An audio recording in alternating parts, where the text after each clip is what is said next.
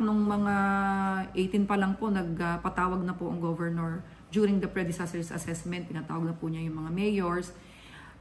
Ganun din po yung mga council members ng ating pamahalang panlalawigan para i-ensure na lahat po ng pangangailangan ng LGUs po ay napapaghandaan.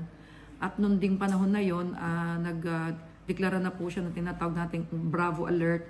Ibig sabihin po noon ay prepositioning na po ng mga resources natin. Sa kasalukuyan po, may dito sa pamahalang panlalawigan, yun pong ating mga responders, ay sila po ay naka-preposition na sa dalawang strategic location po sa province of Batangas. And in the event na kailanganin po ng mga kababayan natin, yung immediate response assistance, nandyan po sila para madali po silang maka-responde sa kanila.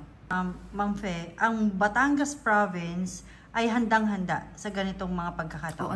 Oo naman po. Kasi ayaw na po natin na mangyari yung nangyari nung panahon ni Christine na talagang halos hindi po tayo nakagalaw. Ang atin pong Provincial Engineering Office as early as nung pang Saturday, nakapag-deploy na po ng mga heavy equipment po sa mga bayan po ng Agoncillo at Balete. Kasi alam naman po natin sa bayan ng Agoncillo, laki po ng problem nila dun sa mga areas ng Bilibinuang, Banyaga, Subic, Ilaya. So, kahit umuulan talaga yung clearing operations po nila, tuloy-tuloy po. Ganun din sa bayan po ng Balete, meron din po tayong mga dineploy dyan ng mga, of course, through our Provincial Engineering Office na mga resources po o mga heavy equipment para po i-clear yung lagnas at yung ilang areas po na posible na makapagdulot po ng pagbaha sa areas.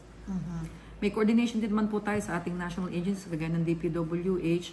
Sila po ay tuloy-tuloy yung pakikipag-ugnayan sa atin para po sa pag-aayos o prepositioning din po ng mga heavy equipment nila.